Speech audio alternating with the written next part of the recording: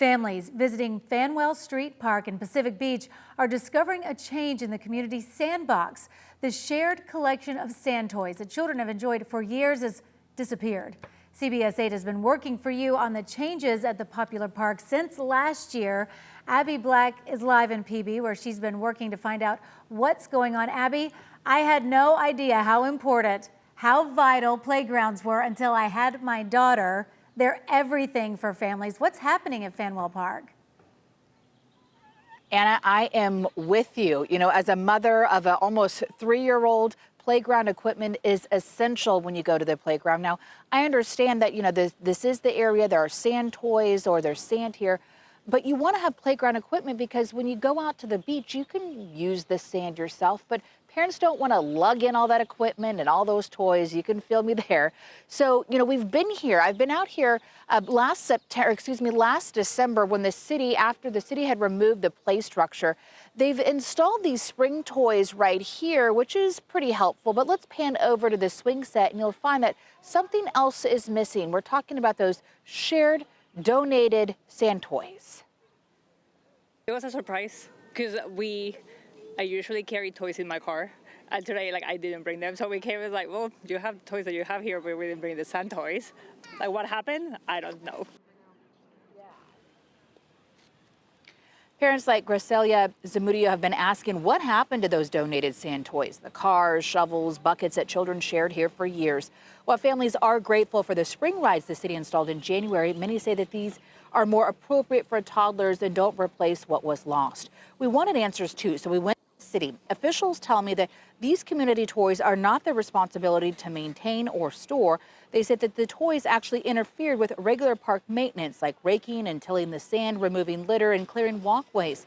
The city also cited safety concerns. There was broken plastic pieces getting buried in the sand and toys left on the walkways, creating hazards for joggers and walkers. Last fall, the city had removed the play structure after inspectors deemed it was unsafe due to corrosion. Then they put up a fence and then took it down in the winter. Angelica Hanley, mother of 3.5-year-old twins, shared her disappointment about losing more play equipment. That's why I loved coming here, because everything was already here and I don't have to worry about the cleanup. And you can just donate old toys. It was great. It seemed like it also brought the community together. You can feel that mom not having to lug in all of the toys. So what's next for Fanuel Park? The city says replacing the main play structure requires capital improvement funds and council approval. Right now, it's considered an unfunded need, meaning that it's not a priority unless residents will voice their concerns directly to city officials, which they can do during budget hearings.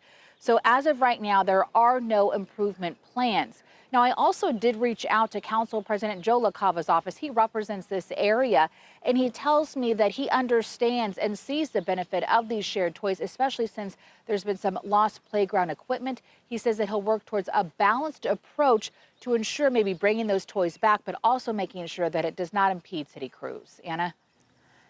Joe LaCava has a family, so I know he knows how important this is. So they said, look, the toys aren't our problem because we're not in charge of that. They are in charge of playgrounds and play structures, Abby. So I understand they don't have the money for it. I mean, all of this is part of how people feel about their community, quality of life. What do they need to do to galvanize and maybe make their voices heard? Well, what the city had said is that as they had these budget hearings, you can voice your concerns. You can go to sandiego.gov where you can find more information on what committees, because again, they call these play structures. It would be a capital improvement fund. And as we know, the city has says that they are in a budget deficit. So trying to get any type of playground equipment at this time could take years. So maybe if they could try to get it planned, or maybe not get approved, well, let's say it got approved, but it wouldn't be till a few years down the road. It's still better than nothing. And, just to try to see the glass half full here, I understand many parents, you want to have as many toys and things for your kids to play.